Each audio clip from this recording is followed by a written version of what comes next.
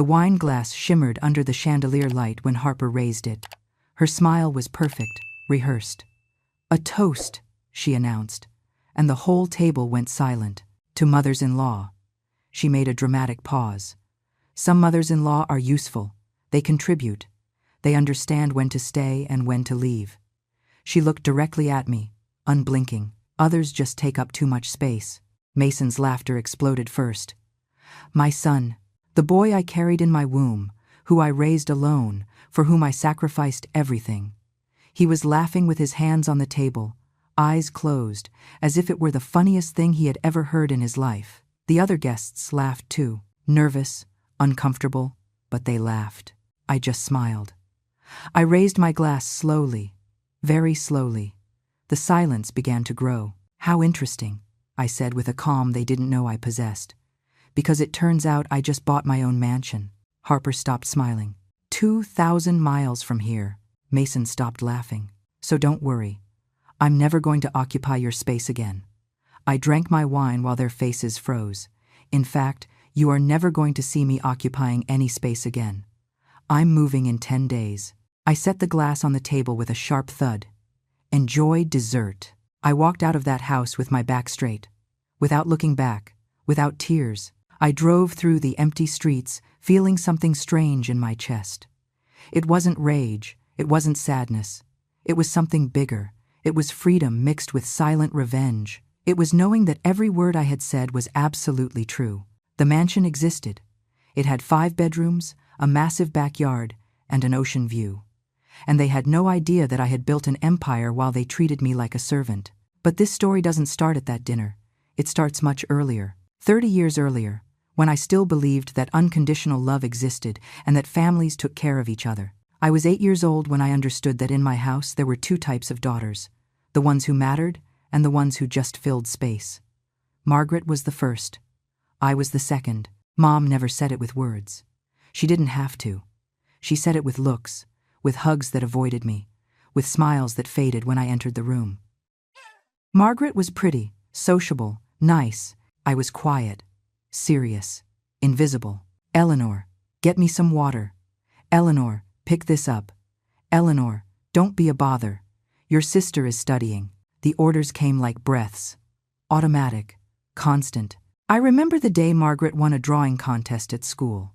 Mom organized a party, balloons all over the living room, a 3-tier cake, the whole family invited. Margaret wore a coral dress that Mom had sewn for her over weeks. I wore my usual school clothes because no one told me there was a celebration. "Eleanor, go to the kitchen and help your aunt with the dishes," Mom ordered me while everyone sang around Margaret. I was 8 years old and had gotten a perfect score on my math test that same week. Nobody knew, nobody asked. I washed dishes for 2 hours while I listened to laughter in the living room. Dad died when I was 15. Massive heart attack, no warnings, no goodbyes. Mom fell apart so completely that she forgot I was suffering too. She cried, hugging Margaret. I made coffee, answered calls, organized the funeral. "You are so strong, Eleanor," people said. As if strong were a compliment. As if I weren't allowed to fall apart too. Margaret cried on Mom's shoulder. I cried in the bathroom with the door locked and the water running so no one would hear me. 2 years later, Margaret married Richard. A man with money, a good name, a future. The wedding was in a huge ballroom. Imported dress, 500 guests. Mom sold some of Grandma's jewelry to pay for part of the party. "Margaret deserves the best," she said. I worked part-time at a fabric store to help with the household bills. No one asked if I deserved anything too. I met Jack when I was 23. He worked in construction. Big, calloused, honest hands. He didn't have money, but he looked at me as if I were gold. I fell in love with that look. We got married in a small ceremony. 15 people, a simple dress I sewed myself. Mom didn't come. She said she had a headache. Margaret didn't either. She had a trip planned. I got married without my family and pretended I didn't care. Jack was good, hardworking. He treated me with affection. We moved into a small apartment, but it was ours. For the first time in my life, I had a space where no one gave me orders, where I decided. I got pregnant 6 months after getting married. Mason was born in February, under a full moon that illuminated the entire hospital room. I held him in my arms and swore that he would have all my love, that he would never feel invisible. Jack cried beside me, kissing my forehead, promising to be the best father in the world. Mason was barely 2 years old when Jack died. Accident at the construction site. A beam wasn't secured properly. It all happened in seconds. I was left a widow at 26, with a small child and debts I didn't know existed. Mom offered to let me move back home. But only until you get back on your feet, she said, as if grief had an expiration date. Margaret lent me $5,000, so you can stabilize yourself. She charged me back with interest 6 months later. I didn't go back to Mom's house. I couldn't. I got 2 jobs, one at a diner in the mornings, another cleaning offices at night. Mason went to a cheap daycare, where the caregivers didn't even know his full name. I slept 4 hours a day, but I paid the bills. Alone. The years passed in a blur of exhaustion and fierce love. Mason grew up healthy, smart, beautiful. I gave him everything I could claw from the world with my fingernails. New clothes every season, good shoes that wouldn't hurt his feet. Private school with a scholarship I got by begging the principal on my knees. He was my pride. My reason to open my eyes every morning at 5 a.m. When he turned 10, he hugged me and said, "You are the best mom in the world." I kept those words like a treasure. I would need them later, when he forgot them. Mom died when Mason was 12. Fast cancer. No mercy. At the funeral, Margaret cried as if she had lost a saint. I held her hand and felt nothing. Emptiness. Mom never asked for my forgiveness. She never acknowledged that she had ignored me my whole life. She left, taking with her any possibility of me hearing "I love you" from her lips. Margaret inherited the house. I inherited an old bracelet and a photo album where I didn't appear in any images. "Mom knew you are stronger," Margaret told me while we signed papers. "You don't need material things." I nodded. Because arguing with people like that is losing time I didn't have. Mason entered college with another scholarship. He studied business administration. I kept working double shifts to give him extra money, so he wouldn't be embarrassed, so he could go out with his friends. I came home exhausted, and he wouldn't even look up from his phone. "Hi, Mom," he would say without looking at me. I would ask him about his day. "Fine," he replied. A single word, as if I didn't deserve more, but there was something no one knew. Something I kept like a shining secret in the middle of my gray life. Since Jack died, I had started saving every penny I could. $5 here, 10 there. I hid them in a shoebox in the closet. When I gathered $1,000, I did something that terrified me. I invested. I bought shares of a small company that a customer at the diner mentioned once. I didn't know what I was doing. I just knew I couldn't keep living on the edge my whole life. Those shares multiplied. I sold them. I bought more. I learned on my own, reading books from the library, watching free videos on the internet at 3 in the morning. 5 years after starting, I had $40,000. 10 years later, I had $150,000. Nobody knew. Not Mason, not Margaret, nobody. I kept living in the same small apartment, wearing the same worn-out clothes, taking the bus. But I had a plan. A plan that grew in silence, like plants in the dark. My refuge was the apartment's small balcony, 10 square feet where I grew roses, red, yellow, orange. I took care of them every afternoon after work. They were the only thing truly mine. The only thing that bloomed because of my effort, and no one could ruin. Mason never paid attention to them. "They're just flowers, Mom," he said when I tried to show him a new rose that had budded. But for me, they were more. They were proof that I could create beauty even when everything around was gray. Mason met Harper in his senior year of college. She was studying interior design. She came from a family with money, expensive clothes, brand new car, nails always perfect. The first time she came to dinner, she looked at the apartment as if she had walked into a dumpster. "How cozy," she said. But her eyes said otherwise. I prepared my best meal: roast chicken, rice, fresh salad. Harper pushed the food around the plate without tasting almost anything. "I'm on a diet," she explained with a fake smile. Mason didn't say anything. He didn't defend me. He just kept eating, as if he didn't notice the contempt in his girlfriend's eyes. They got married 2 years later. I paid for half the wedding with my secret savings. Harper wanted a luxurious ballroom. "It's just been my dream since I was a little girl," she told Mason. He asked for my help with a sad puppy face. "Mom, you've always supported me." I couldn't refuse.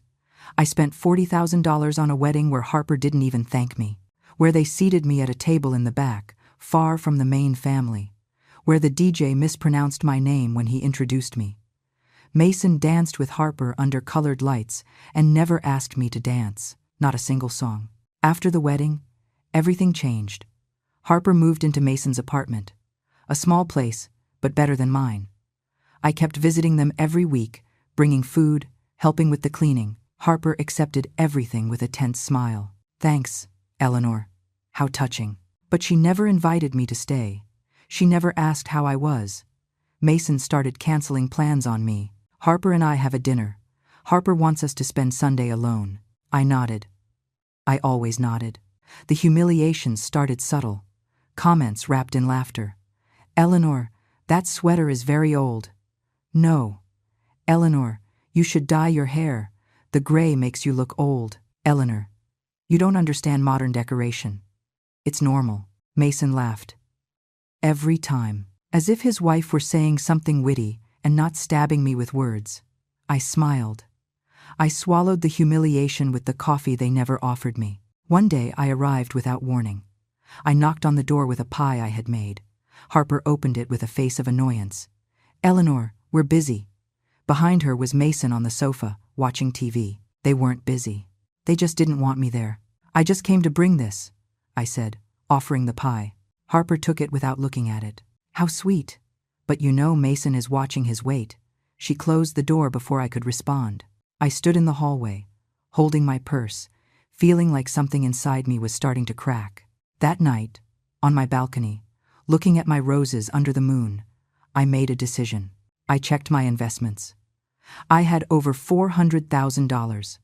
I searched for properties on the internet. I found a house for sale 2,000 miles away, facing the ocean, 5 bedrooms, huge yard. It was a distressed sale, going for $750,000. I did calculations all night. I could get a mortgage with a large down payment. I could sell some shares. I could do it.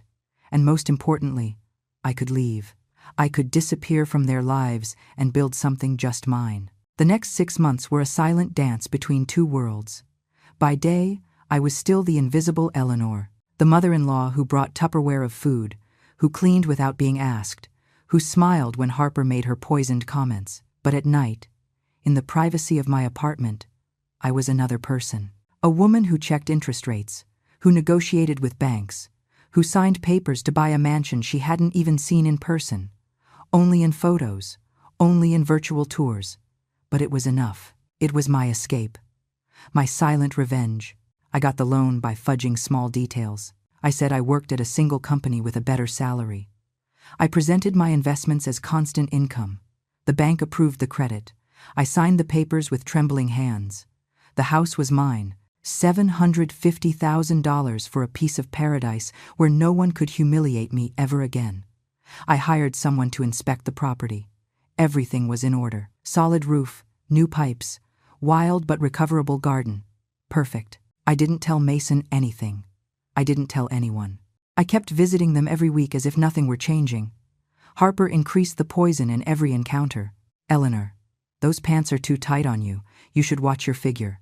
"Eleanor, don't use that perfume anymore. It smells like an old lady." "Eleanor, why do you always arrive without warning?" "Polite people call first." Mason nodded. Sometimes, not even that. He just kept looking at his phone while his wife tore me apart with words. One afternoon, Harper organized a gathering with her friends at her apartment. She asked me to go help with the food. "You just cook so well, Eleanor, and besides, it distracts you. I know you live very alone." I accepted. I arrived 2 hours early, prepared appetizers, served drinks, cleaned the kitchen. When the friends arrived, Harper introduced me as Mason's mom, who was kind enough to help us today. Not as a guest, as an employee. I stayed in the kitchen while they laughed in the living room. I heard everything. "You're so lucky, Harper, that your mother-in-law is so helpful." "Yeah, although she takes up a lot of space, doesn't she? She's always here." Laughter. Mason arrived from work in the middle of that conversation. I heard him laugh too. My son, laughing at me with strangers. I walked out of that apartment without saying goodbye. I walked to the bus with my fists clenched, nails digging into my palms. I didn't cry. I had no tears left for people like that. I got home and opened my laptop. I searched for moving companies. I hired one for 3 weeks from then. I started packing in silence. Clothes, books, my balcony plants. Every box was a step toward freedom. Margaret called me a week later. Eleanor, I need you to lend me $10,000. Richard has problems with a business deal. My sister, the one who always had everything, asking me for money. I don't have that amount. I lied. Please, Eleanor, we're family. I've always helped you. I wanted to laugh. I wanted to scream at her that the only time she helped me, she charged me interest. But I just said, I'm sorry, Margaret. I can't. She hung up without saying goodbye. 3 days later, she sent me a text.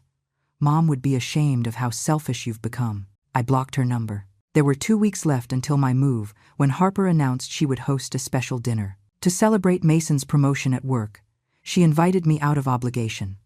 I accepted because I knew it would be the last time. I bought an expensive bottle of wine, $200 that I spent with pleasure, knowing what was coming. I arrived on time.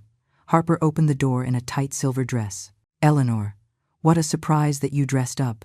I was wearing a simple wine-colored dress, the best I had. For her, it was still not enough. The dinner was tense from the start. They had invited 3 couple friends. Everyone talked about trips, new cars, expensive restaurants. I ate in silence. No one spoke to me. I was a ghost in my own chair. Until the moment of the toast arrived, Harper stood up with her glass.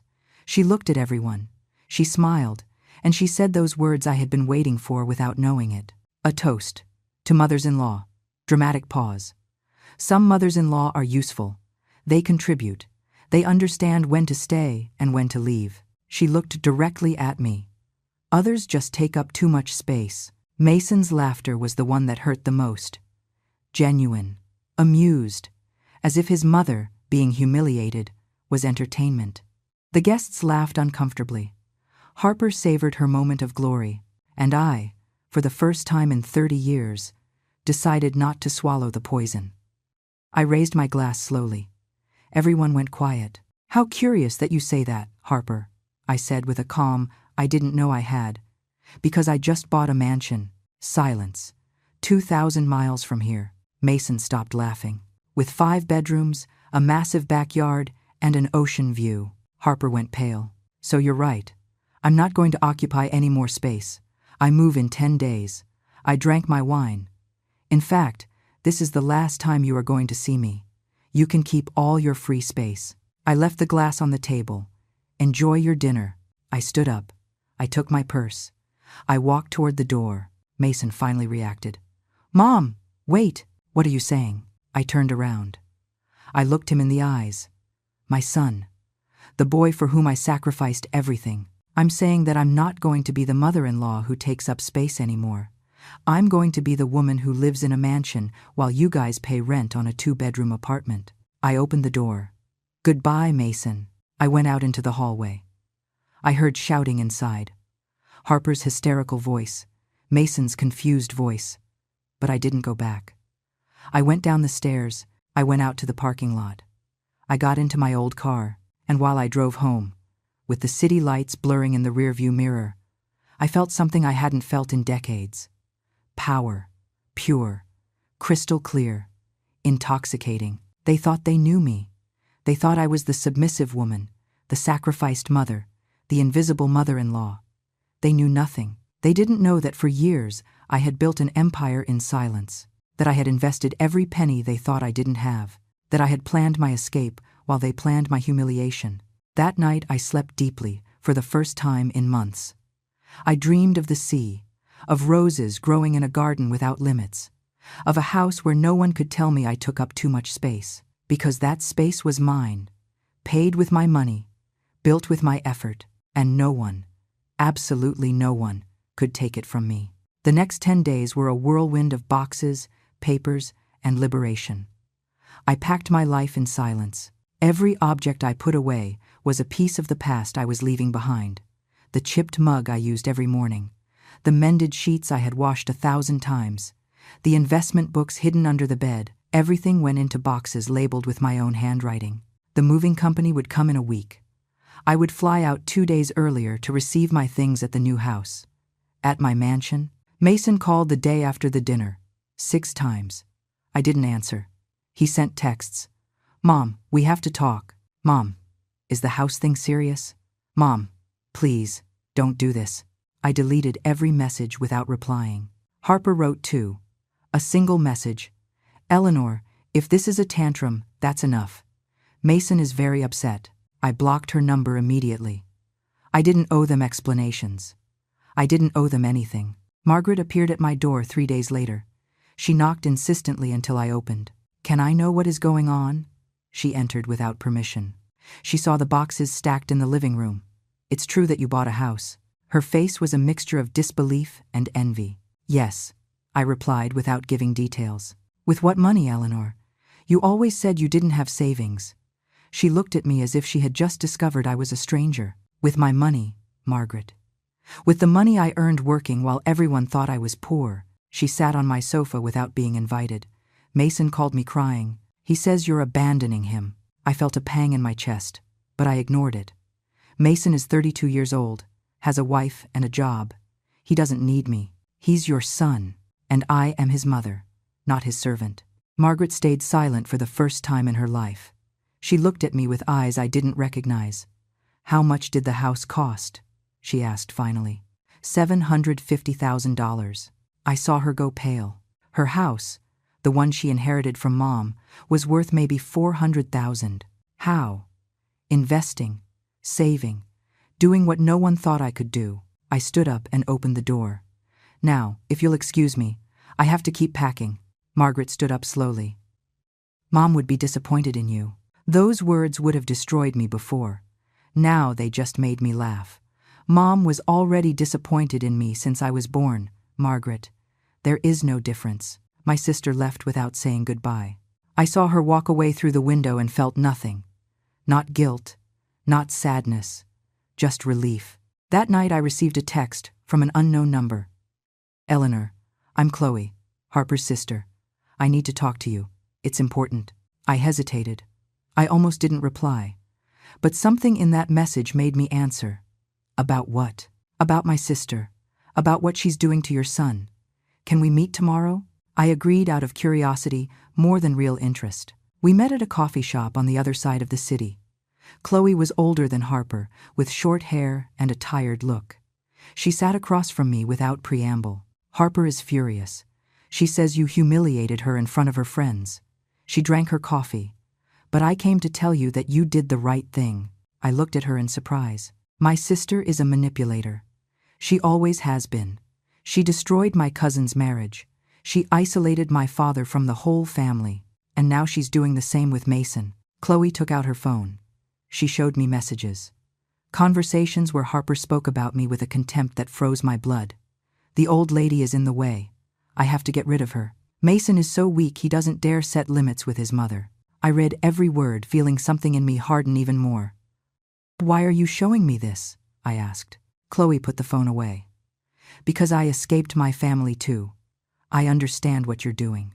And I want you to know that you're not crazy, that you're not a bad mother, that you are choosing to save yourself." Her words were a balm I didn't know I needed. We talked for 2 hours. She told me how she had cut ties with her family 5 years ago, how she had rebuilt her life, how she was happy now for the first time. "Don't let them convince you to come back," she told me as we said goodbye. "Guilt is their favorite weapon. Don't fall for it." I went back home strengthened. I finished packing that night. My balcony roses were the last thing. I took them out of their pots with care. I wrapped the roots in damp soil and cloth. They would travel with me on the plane. I wasn't going to leave them behind. They were proof that I could create life, even in the smallest place. And now I would have a whole garden for them. 2 days before my flight, Mason appeared at the door. Without warning. He looked haggard, with deep, dark circles under his eyes. "Mom, please, let's talk." I didn't let him in. We talked in the hallway. "What do you want, Mason?" "For you not to go. For us to fix this." There is nothing to fix. Harper will apologize, I promise. I let out a bitter laugh. I don't want her apology, Mason. I want you to understand something very simple. I don't exist to make your life easier. I am not a piece of furniture. I am not an employee. I am your mother, and I deserve respect. He tried to touch my arm. I pulled away. Mom, I respect you. You watched me laugh when your wife humiliated me.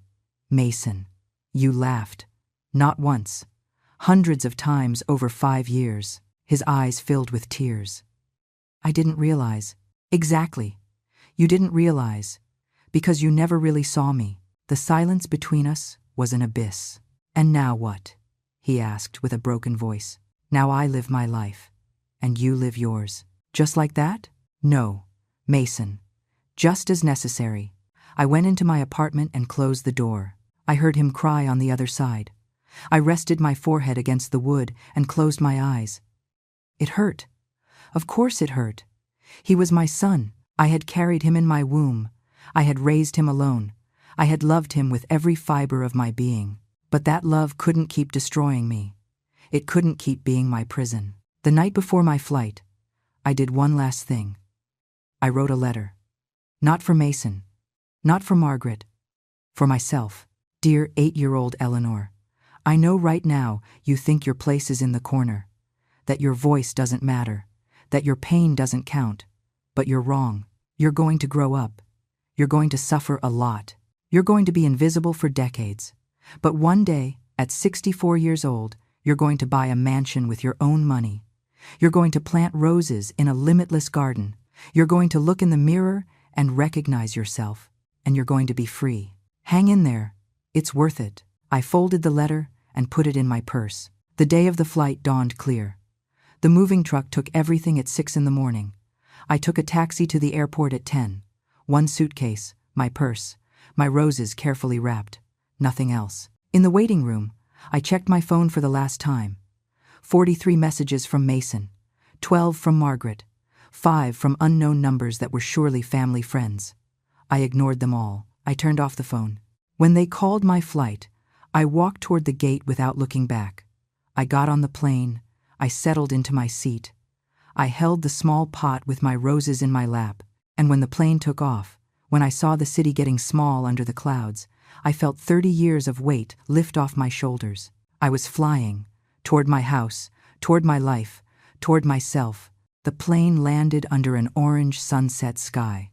I walked out of the airport breathing air that tasted different, cleaner, freer. I had hired a driver who was waiting for me with a sign with my name. Mrs. Eleanor, he said with a kind smile. A man of about 50, with calm eyes. Welcome. I got into the car, feeling that every mile we advanced was a mile further from the past. The streets were wide, the trees greener. The ocean appeared in the distance, shining like a fulfilled promise. Almost there, said the driver, and then I saw it. My house, my mansion. It was more beautiful than I remembered in the photos. White, with huge windows, a wild garden that screamed to be loved. The iron gate opened slowly. We entered along a stone path. I got out of the car with my legs trembling. Not from fear, from pure emotion. Is it everything you expected? Asked the driver. It's more, I whispered. I walked toward the entrance. The key shone in my hand. I put it in the lock. It turned perfectly. I pushed the door and entered my new world. The interior smelled of wood and possibilities. Light plank floors, high ceilings, light entering from everywhere. I walked slowly through every room. The spacious living room with a stone fireplace, the kitchen with a center island and windows facing the garden. 3 bedrooms on the ground floor, 2 more upstairs. Bathrooms with deep tubs, huge closets. Everything empty, everything waiting for me. I went up to the master bedroom. It had a private balcony with an ocean view. I stood there, watching the waves breaking in the distance, and I cried. But not from sadness, from relief, from victory, from gratitude toward that Eleanor who had saved in silence for years, who had bet on herself when no one else did. That night I slept on the floor of the master bedroom, wrapped in a blanket I had brought in the suitcase. I didn't have furniture yet. It didn't matter. It was my floor, my house, my peace. I listened to the ocean all night, a constant sound that lulled decades of insomnia. The movers arrived 2 days later. The men unloaded my boxes with care. It wasn't a lot of stuff. A whole life fit in 20 boxes. Basic furniture I had bought online arrived that same afternoon. A queen-size bed, a cream-colored sofa, a dining table for 6 people. Little by little, the house began to take shape. Every object in its place was like a statement. I decided this. I chose it. I paid for it. I dedicated the first full week to the garden. It was a beautiful disaster. Grass up to my knees, shapeless bushes, wildflowers fighting for space. I hired a local gardener, a man named Earl, 70 years old, with knobby hands and wisdom in his eyes. "This garden has potential," he said, walking the grounds. "It just needs love." We worked together. I learned names of plants I had never heard. He taught me to prune, to sow, to listen to what the soil needed. I planted my roses in a special corner, with room to grow, with perfect light. "These are going to bloom like never before," Earl promised, and he was right. A month after being there, my phone was still off. I had bought a new one, with a new number. Only 3 people had it: the bank, my lawyer, and Chloe, who had become an unexpected friend. She wrote to me every week. "How's everything going? Have you adapted yet? Tell me about the ocean." I sent her photos of the garden. She sent me encouragement. It was enough. I met my neighbors little by little. To the right lived Claire, a woman my age, a widow too, with a huge dog named Thor. We became friends drinking coffee on her terrace.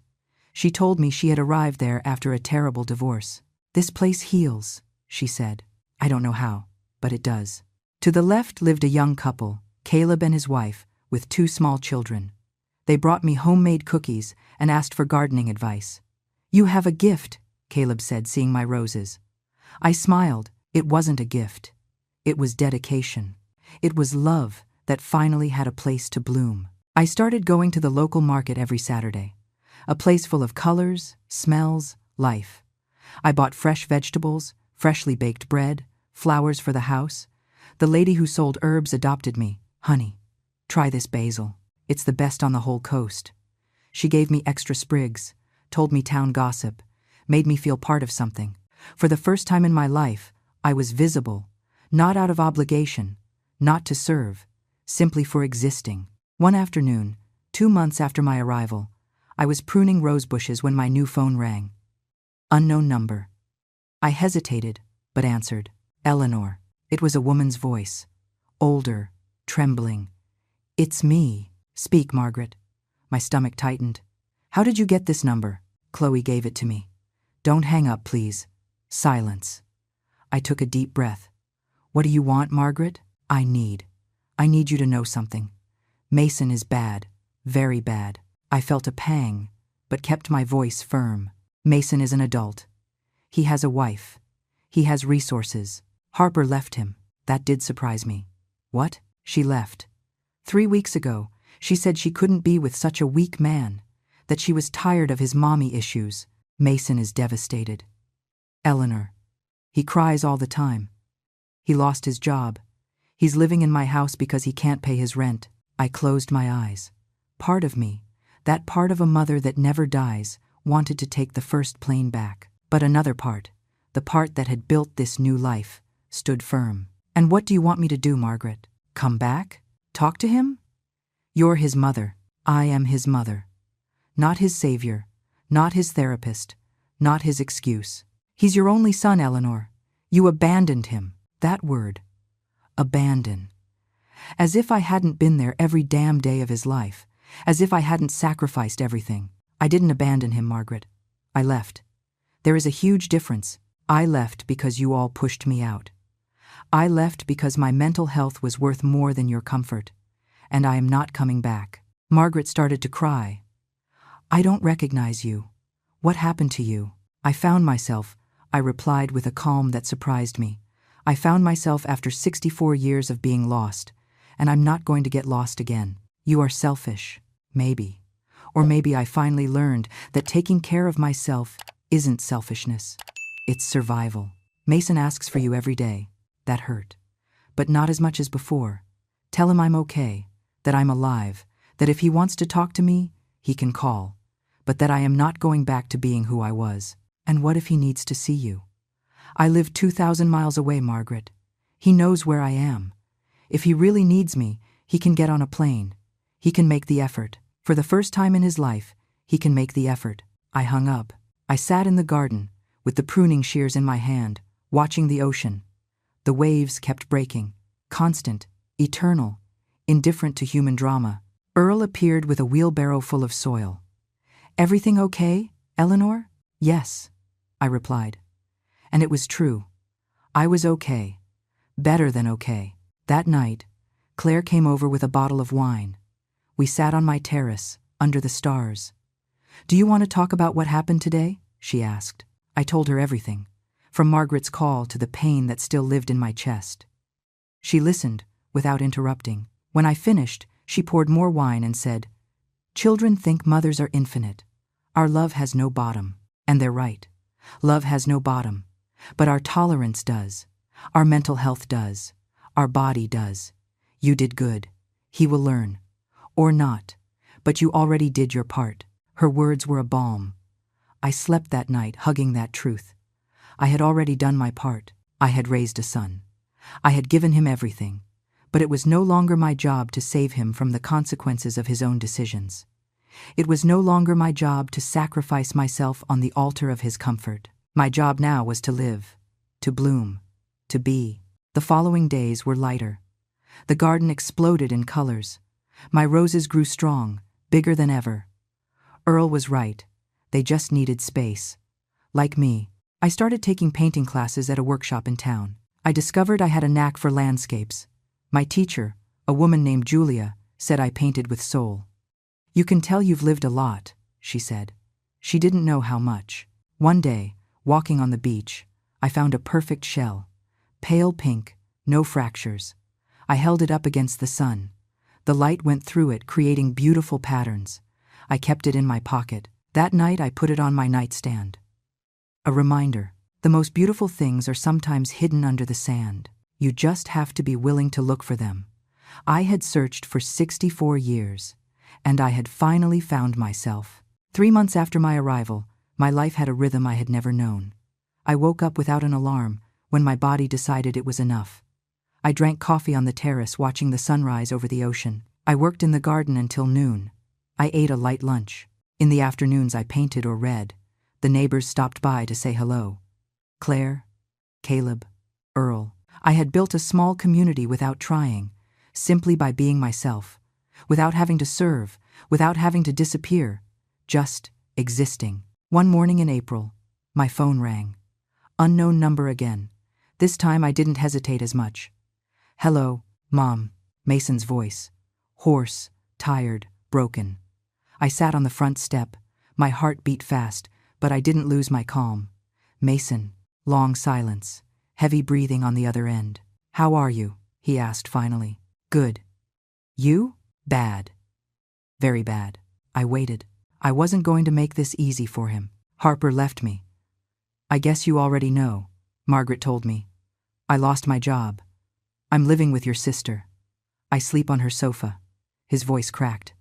"I have nothing, Mom. I lost everything."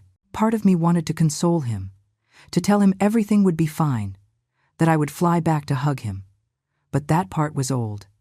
It was the Eleanor who had died the day she took that plane. "I'm sorry, Mason," I said sincerely. "That must be very difficult." "Is that all you're going to say?" His voice raised in pitch. "You're not coming back? You're not going to help me? Help you how?" "I don't know. With money. With support. You're my mother." There it was. The expectation.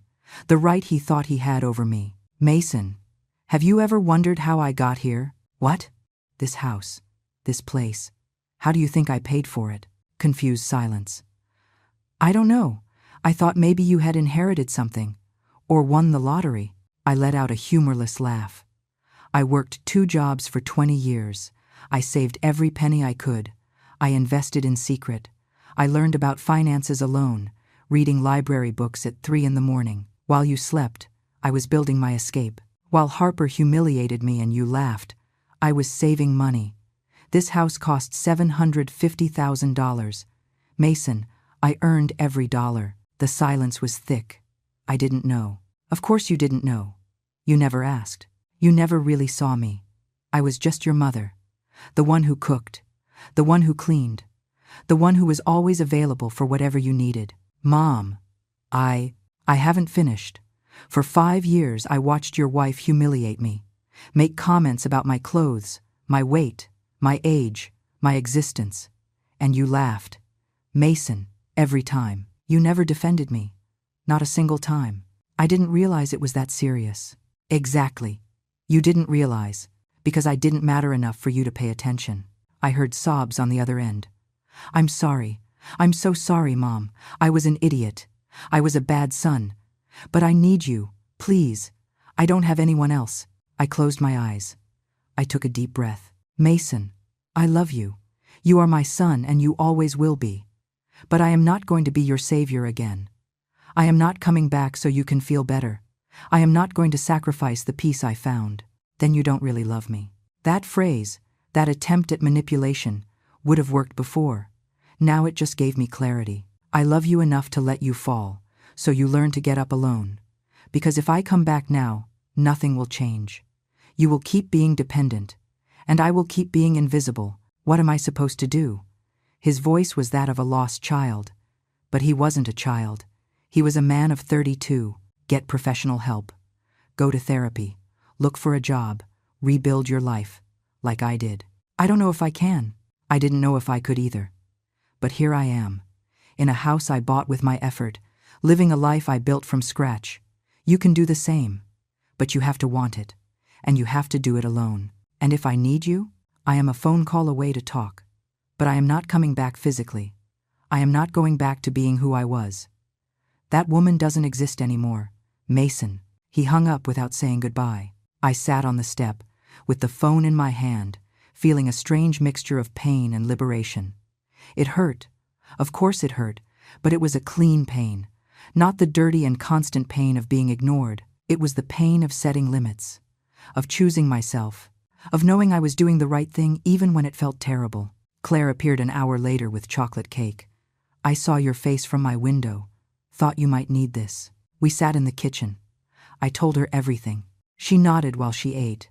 Children have to learn that mothers aren't infinite resources, that we are human, that we can break. You did the right thing. Then why do I feel so bad? Because you're a good person. Good people feel guilt even when they shouldn't. But guilt doesn't mean you're wrong. That afternoon I painted. A large canvas, violent colors, reds, oranges, yellows. An explosion of emotions coming out of my hands in oil paint. I didn't know what I was painting until I finished. It was a phoenix, reborn from its own ashes. Julia, my teacher, came to see it days later. She stayed quiet for a long time. Eleanor, this is extraordinary. You should exhibit it. It's very personal. Art always is. That's why it connects. She convinced me to include it in a local exhibition in town. Small, in a gallery for emerging artists. I accepted more for her than for me. The night of the exhibition I arrived nervous. My painting hung on the main wall. The phoenix shone under the lights. People stopped to look at it. I heard comments. What strength! You can feel the pain and hope together. This is real art. I sold the painting that night. A woman of 50, with sad but determined eyes, offered me $2,000 for it. This painting is my story too, she said. I need to have it in my house. I gave her my number. We became friends later. Her name was Sarah. She was getting out of an abusive marriage. My painting gave her strength, she said. We drank coffee every week. We swapped stories of survival. Months kept passing. My garden became the most beautiful on the block. The roses bloomed in constant waves. Earl taught me to make floral arrangements. I started selling them at the market on Saturdays, not because I needed the money. Because I liked it. Because it made me feel useful on my own terms, not on others' terms. The herb lady saved me the best spot. Here, honey, your flowers deserve to be seen. One July afternoon, 6 months after my arrival, I was watering the rose bushes when I saw an unfamiliar car stop in front of my gate. A rental car. A man got out, tall, thin, with messy hair. My heart stopped. It was Mason. He had come. I left the hose running and walked toward the gate. I didn't open it. We looked at each other through the iron. He looked different, thinner, deep, dark circles, but something in his eyes had changed. It wasn't the look of the spoiled child. It was the look of someone who had hit rock bottom. "Mom." His voice was barely a whisper. "Mason." Silence. The water from the hose kept running in the garden. The roses shone behind me. "Can I come in?" I hesitated. Every fiber of my maternal being screamed yes. But the woman who had built this life knew she had to be careful. "Why did you come?" "Because you were right. About everything. I went to therapy, 3 months, twice a week. I got a new job. It's not a big deal, but it's honest. I stopped looking for others to save me." His eyes filled with tears. "And I realized something. I never saw you, Mom. Never. You were there the whole time, and I was blind. Harper was cruel, and I laughed because it was easier than confronting her. I used you as a shield, as a servant, as a resource, never as a mother, never as a person." The tears ran down his face uncontrolled. "I came to apologize, really, without expecting anything, without asking you to come back. I just came to tell you I'm sorry, that I finally understand, that I'm proud of you, of this," he pointed to the house, "of what you built, of you having the courage to leave when I didn't have the courage to treat you right." I opened the gate slowly. He entered with hesitant steps. We stood on the stone path, without hugging yet, just looking at each other, really looking at each other. "Do you want to see the house?" I asked. He nodded. I walked him through every room. I showed him my painting studio, the garden, the roses. He listened attentively. He asked questions. He really listened to the answers. We ended up on the terrace, watching the ocean. We sat on the terrace without speaking for long minutes. Just the sound of the waves filled the space between us. Mason looked at the horizon as if searching for words he had never learned to say. I waited. I was no longer in a hurry. I no longer had the need to fill awkward silences so others would feel better. Finally, he spoke. "This place is incredible. Mom, it's like you found paradise." "I didn't find it," I corrected gently. "I built it. There is a difference." He nodded slowly, processing. "How did you do it? I mean, not just buying the house, but this piece, it shows on your face, in how you move. You seem like another person." I took my time to answer. I poured 2 glasses of lemonade I had made that morning. I passed him one. I broke first. Completely. That night after dinner, when Harper made that toast and you laughed, something inside me fractured. But not in the way it had happened before. This time the fracture was different. It was liberating. Like when an old tree splits and leaves room for something new to grow. I drank from my glass. I stopped expecting you guys to change. I stopped expecting recognition. I stopped expecting love from the wrong place. And when I stopped expecting, I could start building. Mason looked at me with an intensity I had never seen in him. "Therapy helped me understand something," he said with a trembling voice.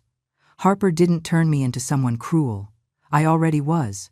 She just gave me permission to show it." He wiped his eyes with the back of his hand. "I saw how she treated you, and I said nothing because a part of me believed she was right, that you were less, that your function was to serve. As if everything you had done for me for 30 years didn't count, as if it were your obligation and not your sacrifice." His words were a knife but also a balm.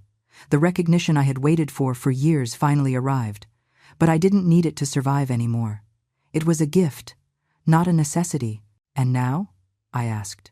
"Now what do you think? That I was blind, that I had the strongest woman in the world as a mother, and I treated her like a piece of furniture, that when you needed me most, I wasn't there." He covered his face with his hands. "And that I deserve for you to hate me." "I don't hate you, Mason." My voice was firm. "I loved you so much I almost lost myself in that love. But I don't hate you." "How can you not hate me?" "Because hate requires energy I don't want to spend anymore, because I love you still. Only now that love has limits. It has conditions. And the main one is that I come first." The silence returned, but this time it was different, cleaner. He looked at his hands as if seeing them for the first time. My therapist says I came here looking for absolution, that I need you to forgive me to feel better. He looked up.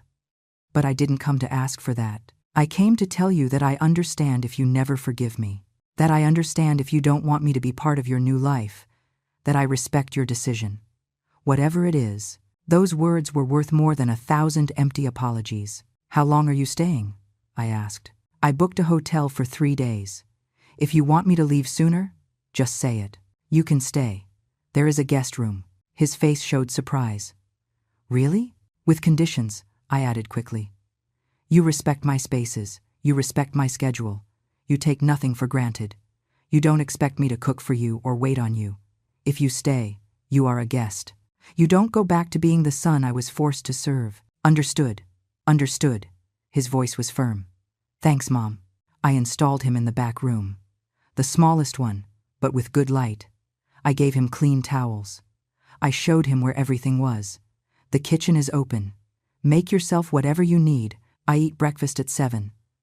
I work in the garden until noon. Afternoons are for painting or reading. If you want to join me in something, ask first. He mentally noted every word. I can help with the garden tomorrow. If you want? I'd like to. I nodded. Then I'll see you at 7. That night I ate dinner alone on the terrace as always. Mason ate in the kitchen. He respected the space. When I finished, he had already washed his dishes and was in his room. I knocked on the door. Yes. Good night, Mason. A pause. Good night, Mom. And thanks for giving me this opportunity. I didn't answer. I just closed my door and lay down listening to the ocean. I felt something strange. It wasn't the complete happiness from before he arrived, but it wasn't the old pain either. It was something in between. Caution, watchful hope, the possibility of something new built on honest ruins. The next morning, Mason appeared in the garden at 7 sharp. He was wearing old clothes, appropriate for getting dirty. What do you need me to do? I pointed to a section of weeds. That needs clearing. Earl comes at 10. He'll tell you better.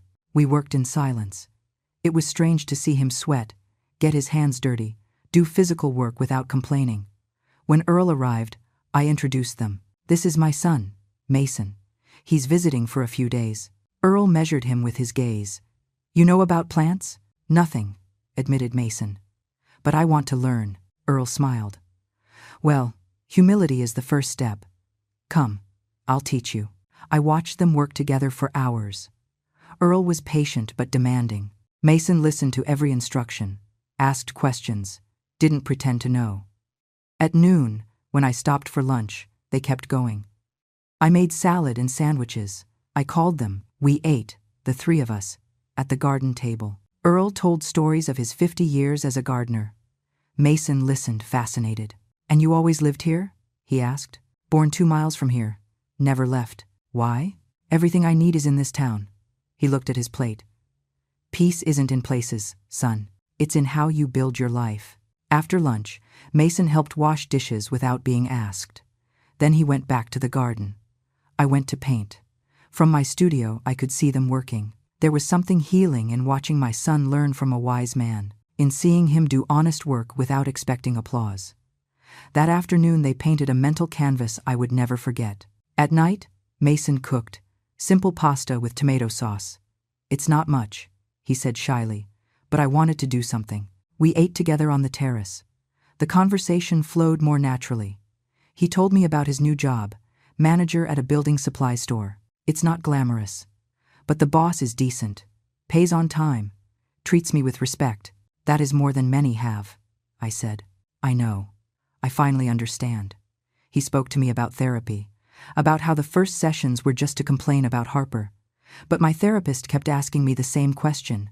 And what did you do? At first it annoyed me. I was the victim, right? My wife had left me. But session after session, I started to see the pattern. I was the villain too, in my own story and in yours. He took a deep breath. He showed me something. He asked me to make a list of everything you had done for me. Everything. Since I was born until the day you left. He took out his phone. Do you want to see it? I don't need to see it, Mason. I lived it. It has 237 things, specific ones, from changing diapers to paying for my college, from nights without sleep when I was sick to meals you prepared with the last money you had. His eyes shone, and then he asked me to make a list of what I had done for you. Long pause. I didn't even reach 20 things, and most were basic. Calling you on your birthday, visiting you occasionally. Things any decent son does without thinking. The exercise destroyed me, he continued. Seeing in black and white how unbalanced our relationship was. How much you had given, how little I had received. I don't mean material things. I mean respect, consideration, active love, not just words. He wiped his tears. My therapist asked me, if your mother were your friend and not your mother, would she still be your friend after you treated her like that? The answer was no, never. Because no one tolerates from a friend what I made you tolerate as a son. His words fell like stones in calm water. They created ripples that expanded. That's why I came, Mom. Not to ask you to come back, not to ask for money, not to look for you to save me again. I came to look you in the eyes and tell you, you were right, about everything, and I came to ask if there is any way, any form in this universe, for you to let me try to be the son you deserve to have from the beginning. The ocean roared softly in the distance. The stars began to appear. My heart was a drum beating complicated truths. I don't know if it's possible, Mason, I said honestly. There is a lot of damage, a lot of lost time, a lot of broken trust. I know, but, I continued, I am willing to try. Slowly, with clear limits, without guarantees. I looked straight at him. If you fail me again, there won't be a third chance. I will leave your life forever. Do you understand? I understand. His voice was firm. And I accept. Mason's 3-day visit turned into a week. Every morning, I found him in the garden before me, working in silence, learning from Earl. Every night he cooked something simple, and we ate on the terrace, sharing silences that were no longer awkward. There was something different about him, a stillness that didn't exist before, as if he had finally stopped running from himself. The 4th day, Claire came to drink coffee. Mason was in the garden. She observed him from the kitchen window. That's your son. It wasn't a question. Yes, he looks like you, in the eyes. She poured sugar in her cup. How do you feel about him being here? It was a question I had asked myself 100 times. Scared, hopeful, cautious, all at the same time. Claire nodded. That means you're being smart. Love doesn't have to be blind to be real. I told her about the conversations we had had, about Mason's therapy, about his apologies. Do you believe him? Claire asked directly. I want to believe him. But believing isn't enough. I need to see it with time. Words are easy. Real changes are slow and painful. Wise answer. She drank her coffee. Just remember, Eleanor, you don't have to forgive quickly.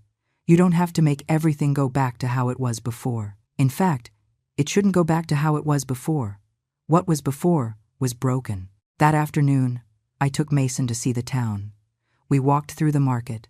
I introduced him to the herb lady. This is your boy? She asked with bright eyes, handsome like the mother. Mason blushed. We bought ingredients for dinner. He insisted on paying. Please, Mom, let me. I accepted. In the gallery where I had exhibited my painting, Julia was organizing a new exhibition. Eleanor, what a joy to see you. And this young man, my son, Mason. Julia measured him with an artist's look. He has your same expression when he's thinking. Genes don't lie. I showed him the painting of the phoenix in a photo on my phone. I sold it the first night. Mason looked at the image with fascination. You painted it. Yes, it is. Powerful. You can feel the emotion. Julia smiled. Your mother has a gift. She paints with her soul. Mason looked at me with something I had never seen in his eyes. Respect. Genuine admiration. I didn't know you painted. There are many things about me you don't know, Mason, because you never asked. I didn't say it with cruelty, just with truth. He nodded slowly. You're right. I want to know you. Really. If you let me. That night, after dinner, we sat in the living room. Mason held a cup of tea between his hands. Can I ask you something? Go ahead. When did you decide to leave? I mean, what was the exact moment? I thought about that question. There was no exact moment. It was years of small moments. Every time Harper made a comment and you laughed. Every time I called you and you told me you were busy. Every time I arrived with food and you didn't even say thank you. They piled up like drops of water in a glass. And the night of the toast was the drop that spilled everything. Did you ever think about telling me how you felt before leaving? All the time, Mason. But you guys didn't listen. When I tried to say I felt bad, Harper changed the subject. When I said I needed you to defend me, you told me I was being too sensitive. When I asked for a little consideration, you treated me like I was being dramatic. Eventually, I stopped trying. Because screaming into the void is exhausting. He set the cup on the table with trembling hands. God, Mom, I was so blind. You weren't blind, Mason. You chose not to see. There is a difference. My words were harsh but necessary. Seeing requires courage. It requires being willing to admit you are wrong, and you weren't ready for that. And now? Now you are here, asking the right questions, listening to the answers even if they hurt. That is growth. He got up and walked toward the window. Outside, the garden shone under the moonlight. Harper called me 2 weeks ago. My heart sped up, but I kept my voice calm. What did she want? To come back. She said she had made a mistake, that she missed me, that we could start over. He turned toward me. I told her no. Why? Because my therapist made me see something. Harper didn't love me. She loved the idea of me. The Mason she could mold. The Mason who cut ties with his mother because she asked him to. The Mason who had no personality of his own. He took a deep breath, but that Mason was miserable. And making my mother miserable to please my wife wasn't love. It was cowardice. I sat back down. How did she react? She was furious. She told me I was a failure, that without her I was nobody, that I was going to end up alone and pathetic. He smiled sadly. And you know what I realized in that moment? That she had always talked like that, only before she disguised it better, or I was too dumb to see it. You weren't dumb. You were in love. Love makes us blind to many things. Did you love my dad like that? He asked with genuine curiosity. It was a question he had never asked me. I loved your dad differently. He saw me. He respected me. We worked as a team. When he died, I lost my partner, not my jailer. I paused. Harper wasn't your partner, Mason. She was your boss. And you let her be because it was easier than being your own person. He nodded slowly. You're right. Like in everything else, on the 6th day, Margaret arrived. Without warning. Her car stopped in front of the gate with a screech of brakes. She got out like a whirlwind. She rang the doorbell insistently. I was in the garden with Mason and Earl. The three of us looked at each other. It's my sister, I said. Mason went pale. Do you want me to handle it? No. This is something I have to do myself. I walked toward the gate. Margaret was shouting on the other side. Eleanor, open this door right now. I opened it. She entered like a storm. Can I know what is going on? Mason has been here a week and hasn't answered my calls. She looked at me with fury. What did you do to him? Good morning, Margaret. My voice was calm. I didn't do anything to him. Is he visiting? Visiting? He must be coming back. He lives with me. His things are at my house. His things can stay there, or he can pick them up. That is his decision, not mine. Mason appeared behind me. Aunt Margaret. His voice was firm. I came on my own. No one forced me. Mason, honey, your mother is manipulating you, don't you see? No, he interrupted her. Mom isn't manipulating me. For the first time in my life, I am seeing clearly. Margaret looked at both of us as if we were strangers. I can't believe what I'm hearing. Eleanor, you were always the reasonable one, the one who kept the family together. Together. I let out a humorless laugh. Margaret, I didn't keep the family together. I kept myself small so you guys could feel big. There is a difference. That's not true. No? Tell me. How many times did you ask me how I was when Dad died? How many times did you thank me for taking care of Mom while you lived your perfect life? How many times did you see me as something more than a solution to your problems? The silence was crushing. Margaret opened her mouth, closed it. Nothing came out. Exactly, I continued. Because for you, I was useful. I wasn't your sister. I was your resource. And when I stopped being useful, I stopped existing for you. Mom loved you. Margaret tried weakly. Mom tolerated me. And you allowed it because it suited you. While I was the invisible one, you could be the star. Margaret dropped into a garden chair. She looked small suddenly. Old? Tired? Is that what you think of me? That I'm selfish? I think you are human. That you did what we all do. We take the easiest path. And the easiest path was to ignore my pain, because acknowledging it meant accepting your complicity. Mason approached. Auntie, I was complicit too. Of many things. But I am trying to change. Maybe you could too. Margaret looked at both of us. Silent tears ran down her face. I don't know how. Her voice was a broken whisper. I don't know how to fix this.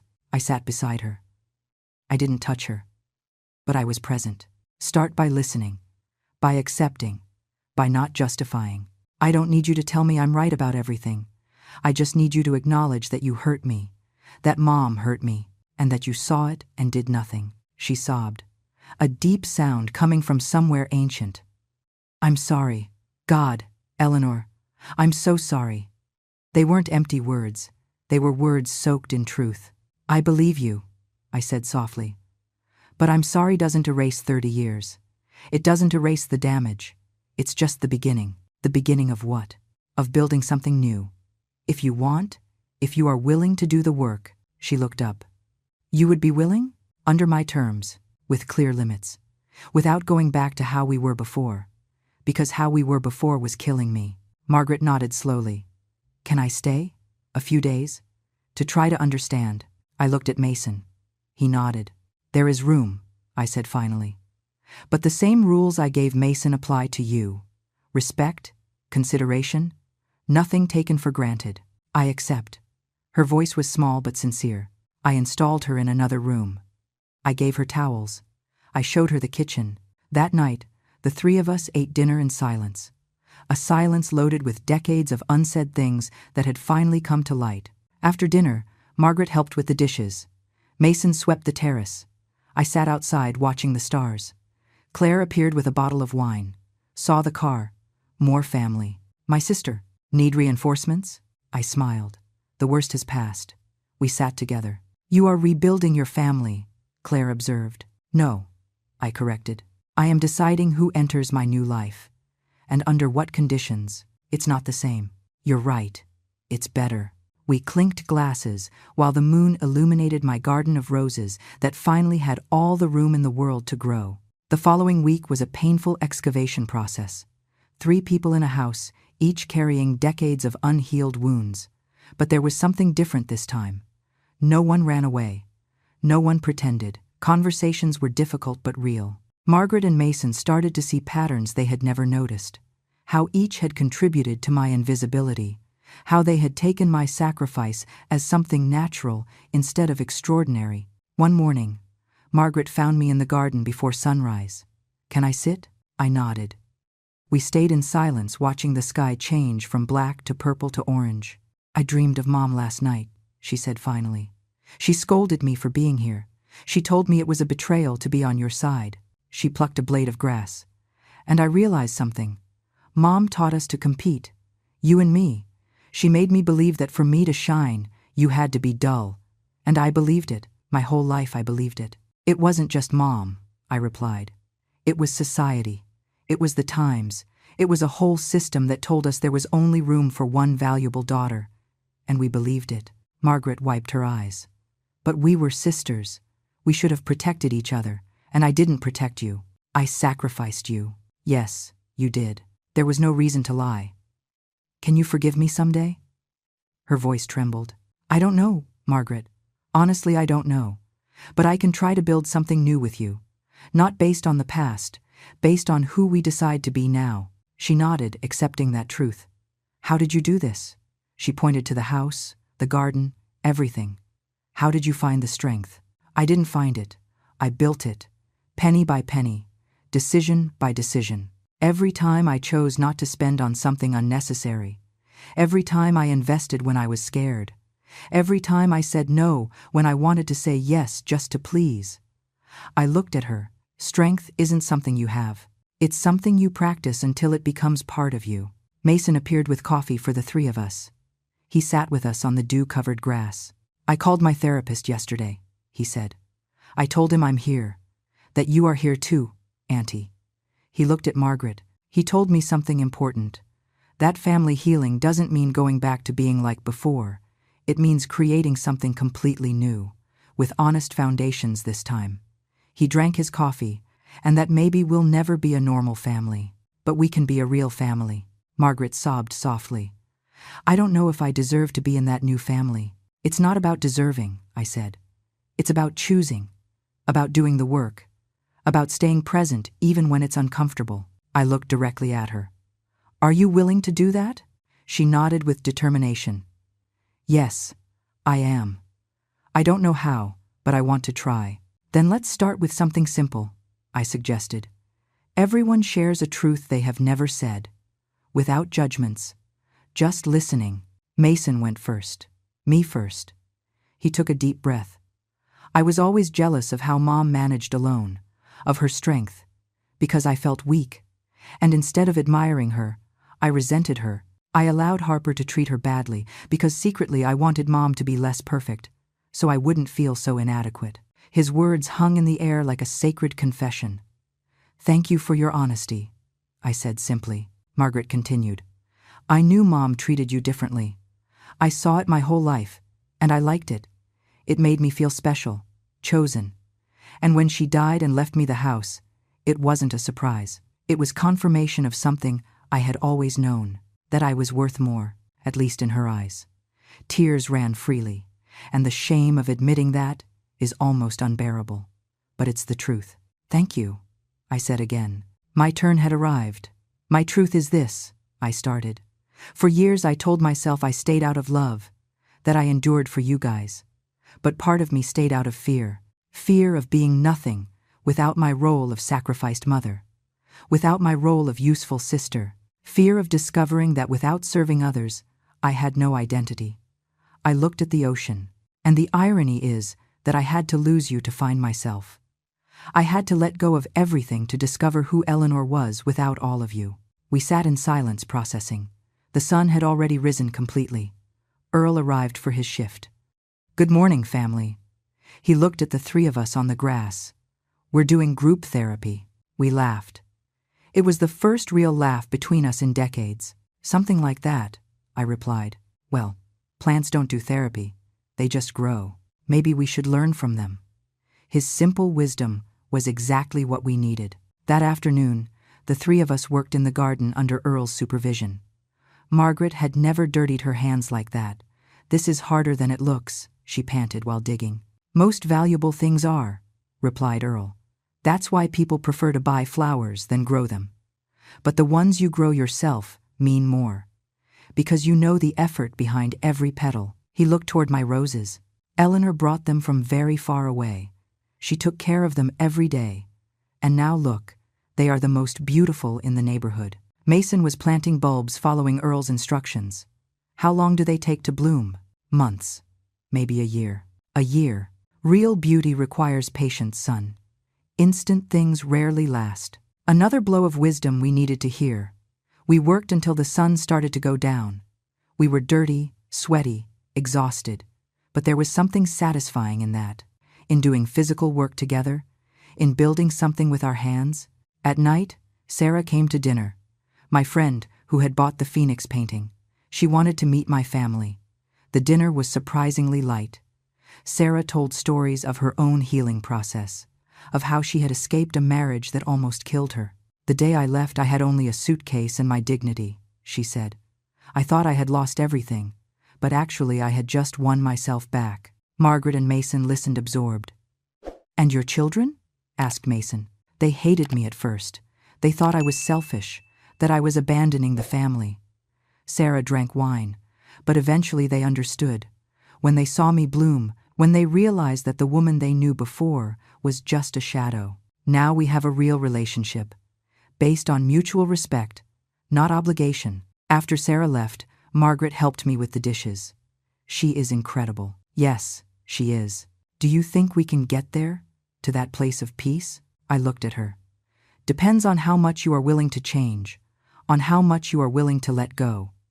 You can't bring the old ego to the new life, Margaret. It doesn't fit. She nodded thoughtfully. I have so much to unlearn. We all do. That's why it's a process. On the 9th day, Mason received a call from his work. I have to go back. There was panic in his eyes. But I don't want this to end. I don't want to go back and have everything return to how it was. It doesn't have to be like that, I assured him. You can leave and keep growing. You can keep what you learned here. Can I come back? His voice was that of a scared child. Whenever you want.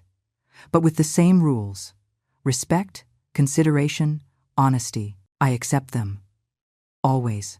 I hugged him. A real hug. Not the obligatory hug from before. One that meant something.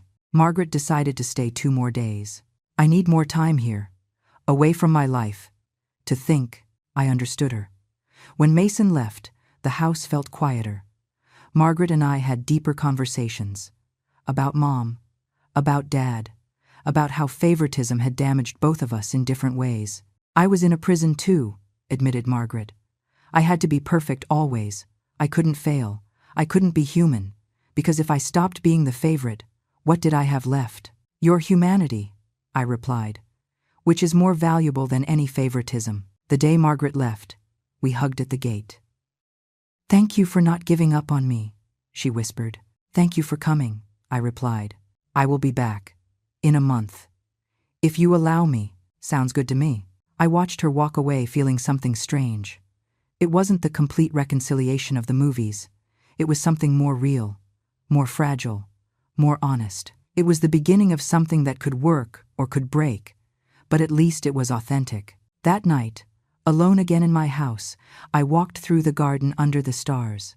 The roses shone silver under the moon. Earl had said they were the most beautiful in the neighborhood. But I knew the truth. They weren't beautiful because they were perfect. They were beautiful because they had survived. They had been ripped from their original home. They had traveled 2,000 miles. They had been replanted in unknown soil, and even so they bloomed. Like me. I sat on my terrace with a glass of wine. The ocean whispered ancient secrets. I thought about the Eleanor of a year ago. The invisible woman serving plates at a dinner where she was humiliated. That woman had died. Not violently, but softly, like a necessary transformation. And from her ashes, this version was born. The woman who owned a mansion, who painted, who had friends, who set limits, who said no, who chose herself without guilt. My phone vibrated. Text from Mason. Arrived safe, Mom. Thanks for this week. For your patience. For giving me the chance to meet the real Eleanor. I love you. I replied. Love you too. Take care. Simple. Honest. No drama. Another message. Margaret. Home now. I feel different. Lighter. And also heavier. As if I'm carrying the weight of the truth, but I let go of the weight of the lie. Does that make sense? I smiled. Perfect sense. I turned off the phone. I looked at the stars. I remembered Harper's words that fateful night. Some mothers-in-law are useful. Others just take up space. In my mind, I rewrote the phrase. Some women occupy space apologizing. Others build empires and plant roses. I drank my wine, savoring every sip. Savoring my freedom, my peace, my life built with my own hands. The wind brought the smell of salt and flowers. Tomorrow, Earl would come early. We had plans to expand the garden. More roses, maybe jasmine, maybe lavender. The space was infinite. Like my future, like my capacity to bloom. It had taken me 64 years to learn it. But finally I knew. I didn't take up too much space. The world had simply been too small. So I built my own world. One where I fit completely. One where I could breathe. One where finally, gloriously, I was free.